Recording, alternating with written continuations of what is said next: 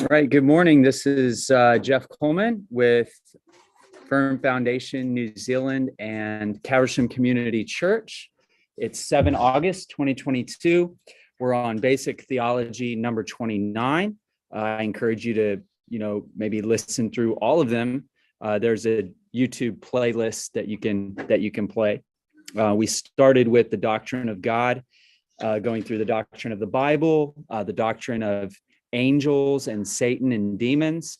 And now we're on the doctrine of man. And next we'll do the doctrine of sin. But as part of the doctrine of man, we need to talk about the creation of man. So that'll be the subject for today. Next week, we'll talk about the facets of man. That's man's body, mind, soul, heart, spirit, conscience. So all the aspects of a human being.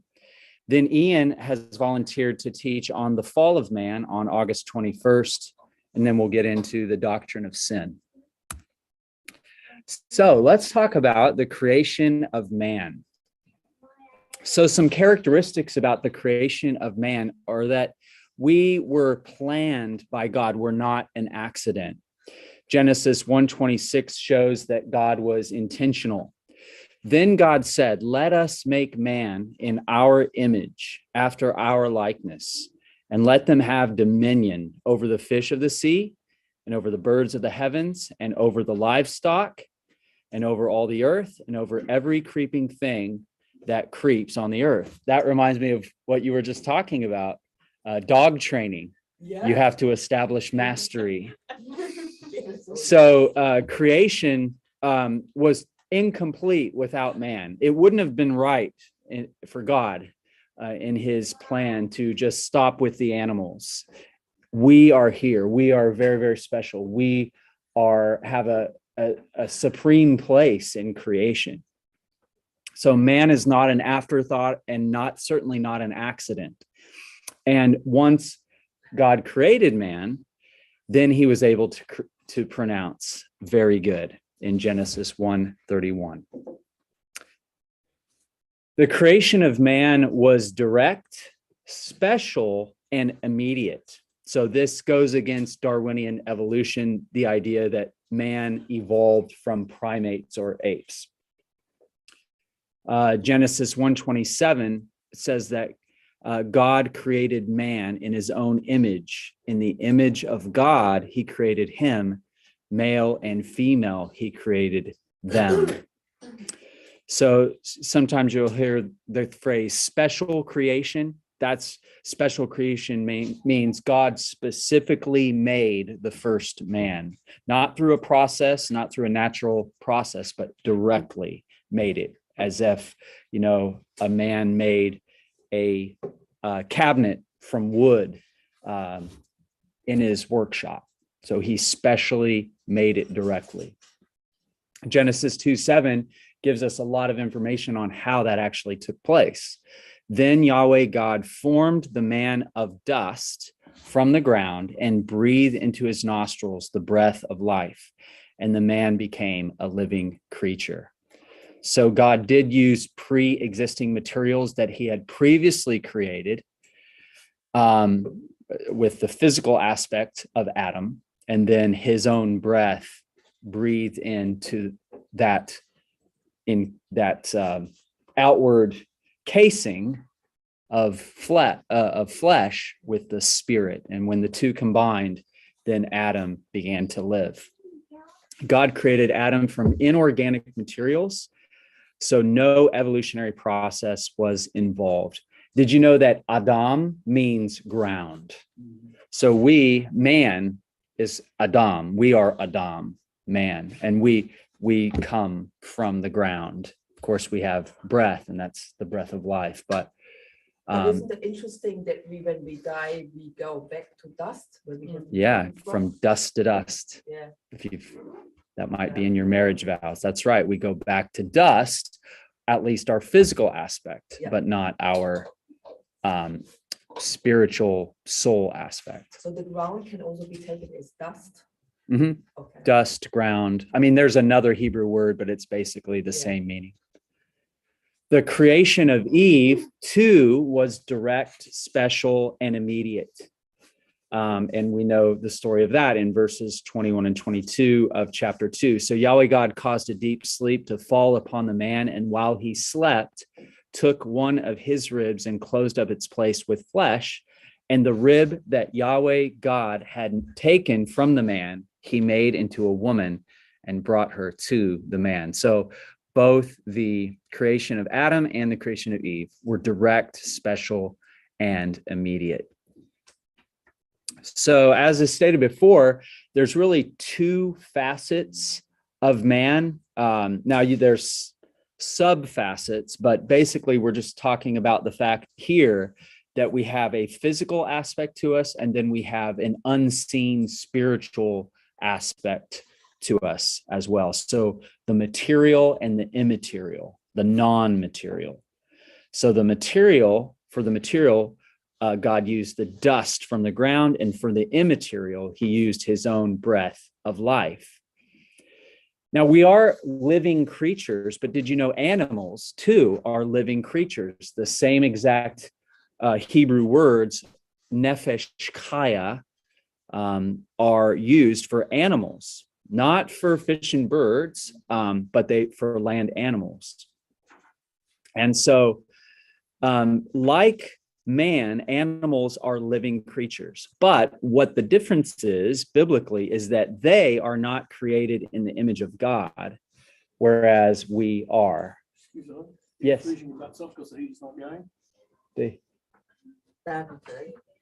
The heater here or there? Yeah. It was going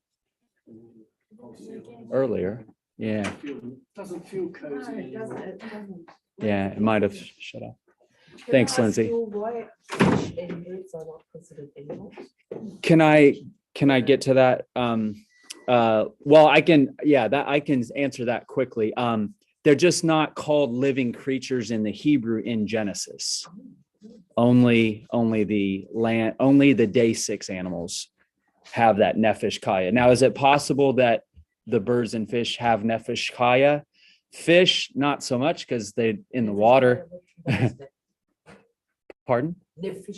Nefesh, the living creature. It's a phrase in Hebrew that's found in Genesis, nefesh chaya.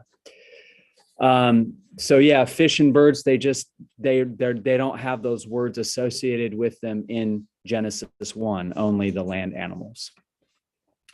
So a clear distinction does exist between animals and man. I remember taking a science test when I was in 3rd grade, and it had a multiple choice question. Man is blank, and it had different options, and none of the options had the image of God or God's image bearer, but it did have animal, God, and that was the correct answer. But I just couldn't write it. And I took it up to my teachers, like, none of these are correct. She's like, it's animal. And so we had a little bit of, I was only a 3rd grader, but we had a little bit of disagreement, and she let it go. But yeah, my whole framework of thinking growing up in a Christian family and reading the Bible was like, no, we're not animals. There's a clear, so that's a major issue, isn't it? We're not told how Eve received her breath of life. She was fashioned from Adam's rib, but presumably God breathed into her the breath of life. That would be the most logical. We're not told exactly, but seems to be that way. So the pattern for man's creation is God himself. Isn't that amazing? Each one of us, each one of you is created in the very image of God. And let's talk about image and likeness. And we see this in Genesis 1:26 and 27. Then God said, let us, I'm signed out. Hold on. It's still, we'll keep going. Then God said, let us make man in our image, after our likeness, and let them have dominion over the fish of the sea and over the birds of the heavens and over the livestock and over all the earth and over every creeping thing that creeps on the earth. So God created man in his own image. In the image of God, he created him. Male and female, he created them.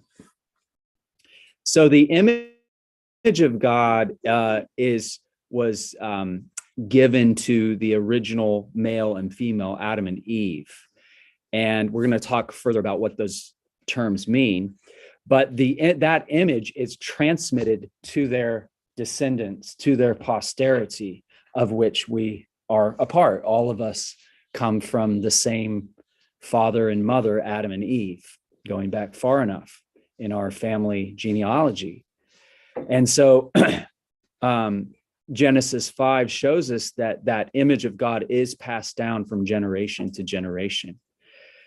Genesis 5, 1-3, when God created man, he made him in the likeness of God. Male and female, he created them, and he blessed them and named them man, Adam.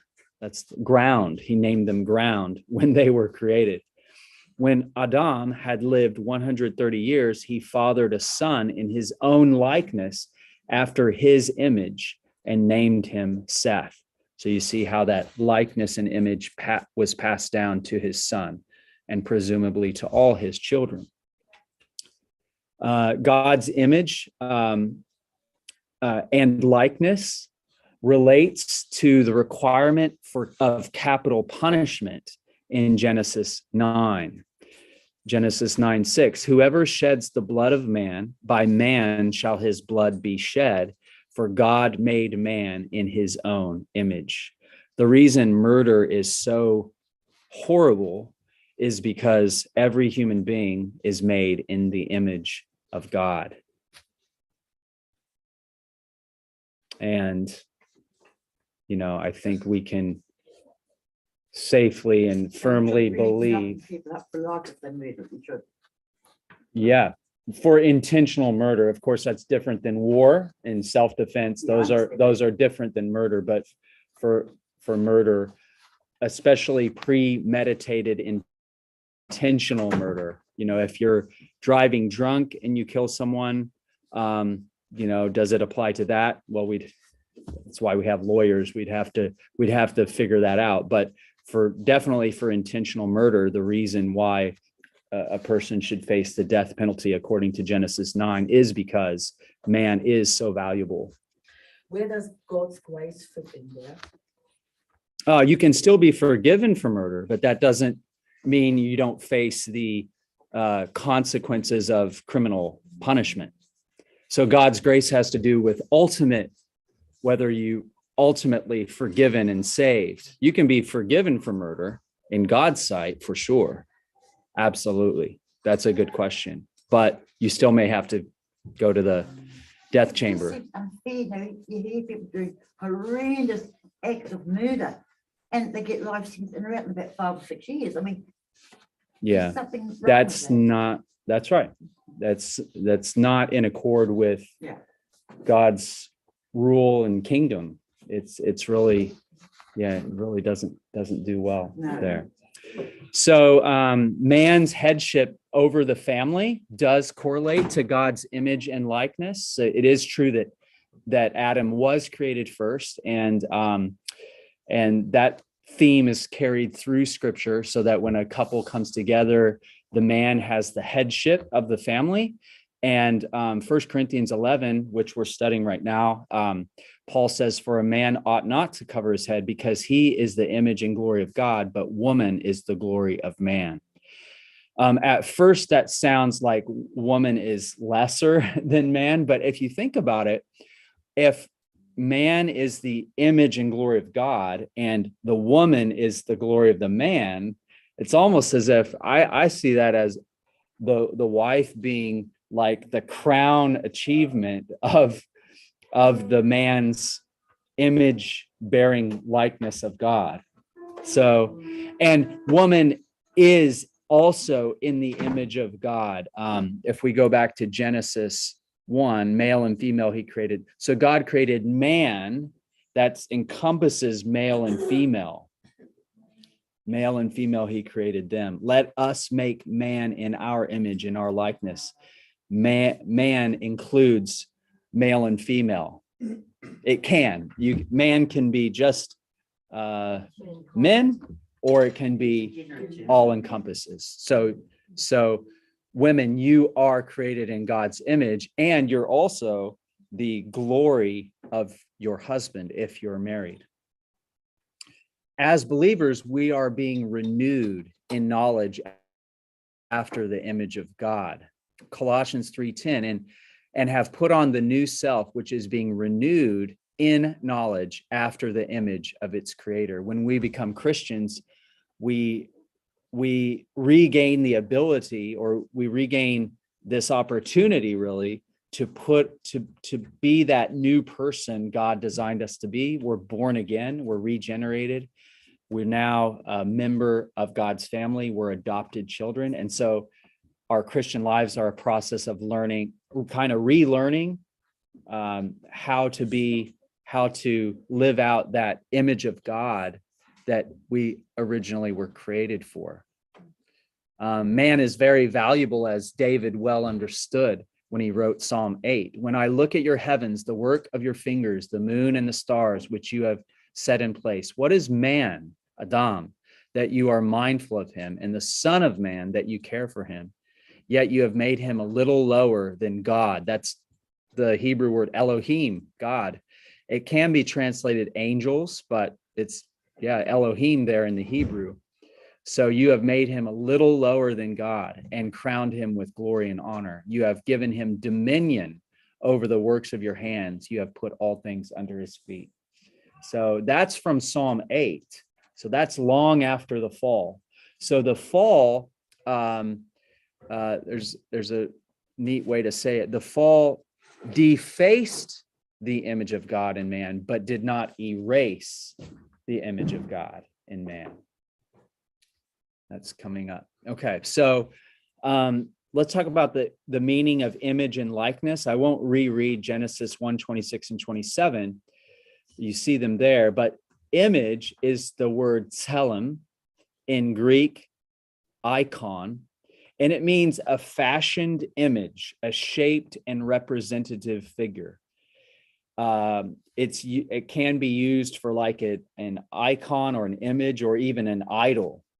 So this word really it suggests that the shape of man, how we stand up, how we walk on two legs rather than four, instead of looking down at the ground, we're looking out and about. It's almost like the shape of man, the image of man shows his dominion over the landscape, over the earth, and that's pretty cool. So our very shape of how we're designed contributes to that image of Godness. And then the other word, likeness, is demuth in the Hebrew, or homoiosis in the Greek. And this means similarity in an ideal or abstract sense. According to Charles Ryrie, there's no sharp distinction between these two words. So the bottom line is that the way man is shaped on the outside and on the inside, with those two coming together, we as human beings are a concrete reflection of God, similar to him in an ideal sense. That's pretty abstract, but just realize that the image of God includes our outward self and our inward self. The image of God relates to man's total being, including his material and immaterial aspects. So it's not just our soul and our spirit that are in the image of God, it is our body as well. And in the biblical sense, man, you don't want to separate. I mean, it's good to know the different components of a human being, but all those components are interrelated to one another in such a way that everything we are, body, soul, spirit, heart, conscience, is integral to who we are. In gender, with the distinction we're finding in culture today between sex and gender, so you may be a biological male, but you can identify your gender as female.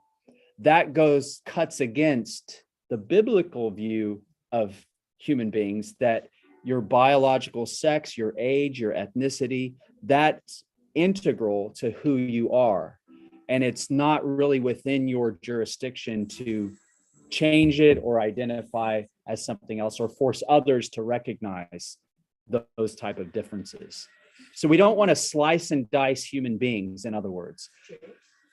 Everything, all of our aspects come together into one human being integrated into one. Can you save it till the end? Try to remember it. So man is absolutely unique in creation. God is spirit, but has no body. Obviously, Jesus is the exception, but he became a man. So God is spirit, but has no body. Angels are also spirit beings. They can appear in a physical form, but they generally are spirit beings. Whereas animals, they don't have a spiritual aspect to them. They're really bodies. And we have no indication that they have spirits. They're never said to have a spiritual component as man does. So man is unique. We have a body, but like the animals, but we also have a spiritual component like God and the angels. And so that's why we can procreate, but angels can't. And so we're in all of God's creation, no other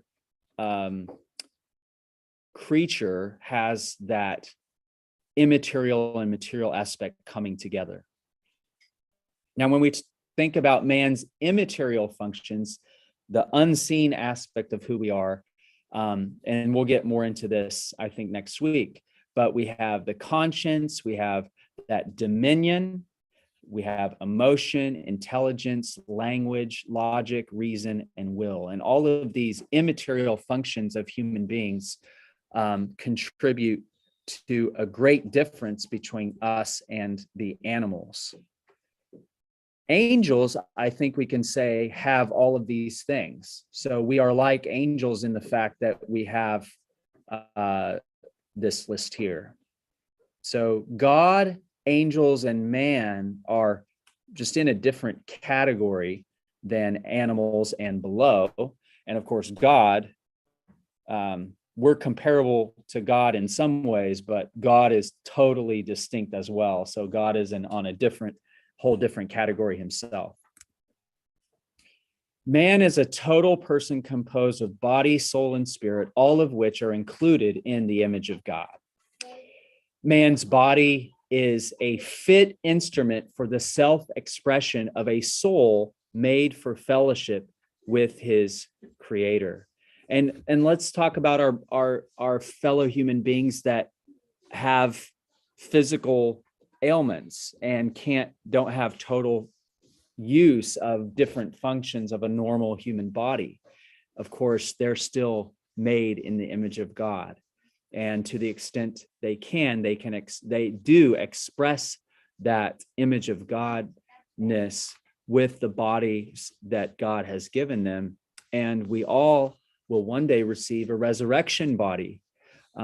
So we in the next life, we're not just going to be souls and spirits. We actually do need a body. 1 Corinthians 15 talks about that. And that's why Jesus was resurrected bodily. And he is in a body now. He's still a human. He has a human body, but a resurrected body. 1 Corinthians 15:44 says, "It is sown a natural body, it is raised a spiritual body. If there is a natural body, there is also a spiritual body." In the new heavens and new earth, we will have this amazing body and we will be walking on the actual earth, the new earth. So we won't be playing harps in the clouds. We will be building things, creating art, playing games, playing sport, hugging one another, loving one another, walking dogs. All dogs go to heaven. Oh, that suits me. I want to go there. Yeah. So I think we've gotten the point here that men and women are living beings who represent the ultimate living being, God himself. Like God, man has intelligence and will that gives him the ability to make decisions and exercise dominion over the earth. Dogs or chickens, or you watch animals, they have a pecking order, and they're establishing dominance, but it's usually always among themselves, isn't it? But man is different. Man has this greater view, and he has this dominion over all the earth. And I think that we don't have dominion over the heavens. It is earth specifically. It's this planet that we have dominion over. And that's where our environmental stewardship comes in. We do have to exercise responsible dominion. And when we don't do that, plants and animals and the ecosystem does suffer. And we pollute. And so that is a poor exercise of our dominion, of our responsibility. Genesis 2:19 says, now out of the ground, Yahweh God had formed every beast of the field and every bird of the heavens and brought them to the man to see what he would call them. And whatever the man called every living creature, that was its name. You notice that God gives man the authority to name the animals. That's very significant. That means that man has authority over the animals, the beasts of the field, and the birds of the heavens. God named man, Adam. We didn't name ourselves. So God has authority over us, and man has authority over the beasts and the birds. And I think didn't Adam name Eve? I shall call her Chava in the Hebrew. So there's that. Whoever names something has authority. Aotearoa, right? The Maori, or let's assume the Maori saw the land of the great white cloud, and they called it Aotearoa. They were naming that land. It was a dominion. It was an exercise of authority and God-given dominion. So man was, of course, originally holy, innocent, and immortal, able to have an unhindered relationship with God. But when sin entered the human race, the image of God in man was defaced, but importantly, not erased. The phrase image and likeness of God continues to be seen through the Bible. So we didn't lose the image of God at the fall. We are still the image of God. And James 3:9, I like that. With our tongue, we bless our Lord and Father, and with it, we curse people who are made in the likeness of God. So when James wrote his epistle in the New Testament, he was describing people that we may curse as made in the likeness of God. So that means that likeness of God does continue.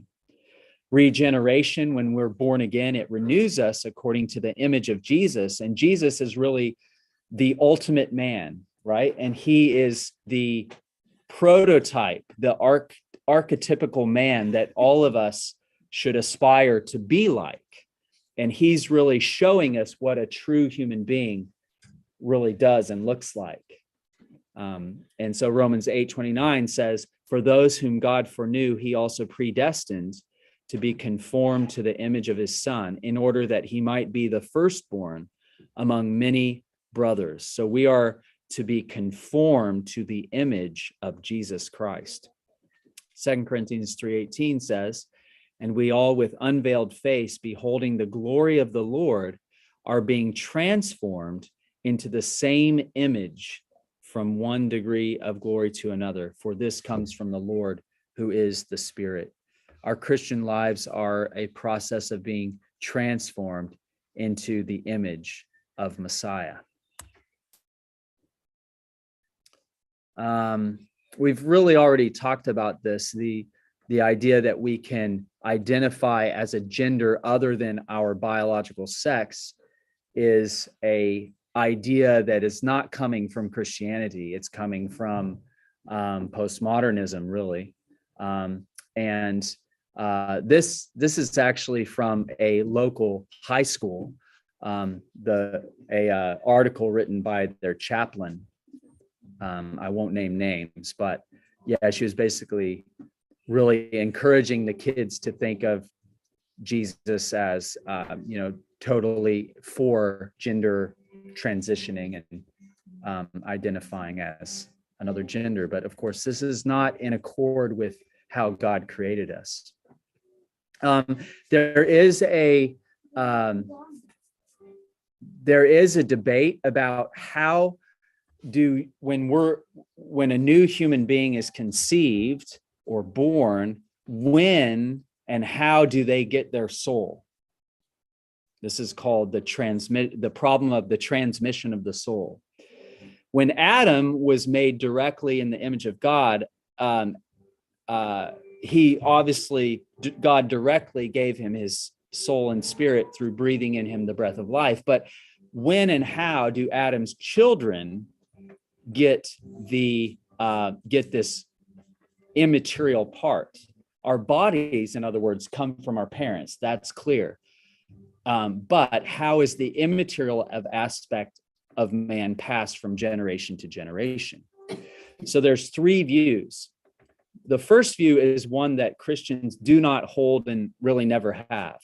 Well, Origen, the church father Origen might be the one exception, but basically this is the pre-existence of the soul idea. This means that, or this idea says that at the beginning, God created all human souls, which were confined in physical bodies as punishment.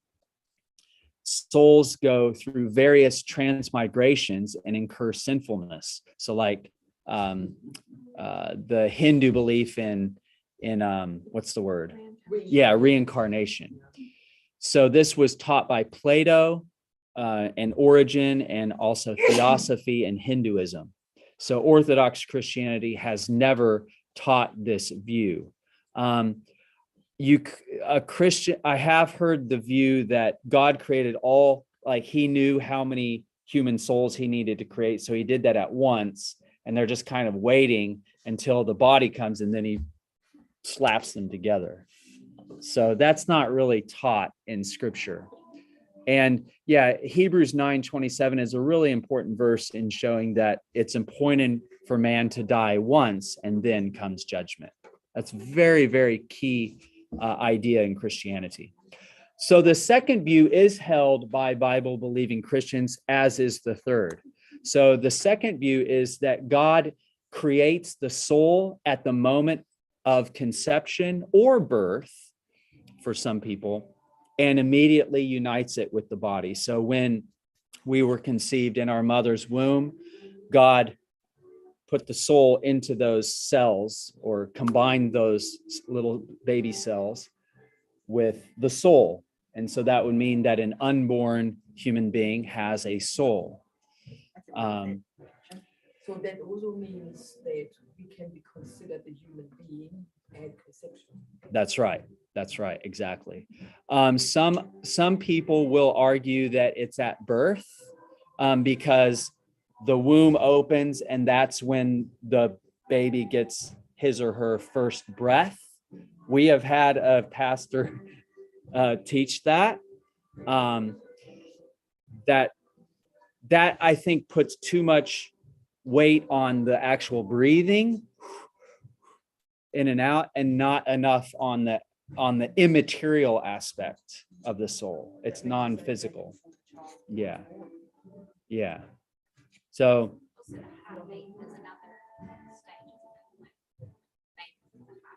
yeah, that could be. So yeah, that's right. It might not be at when the sperm and egg meet. It might be like at 8 weeks or whatever however many weeks when the heart starts beating or something like that.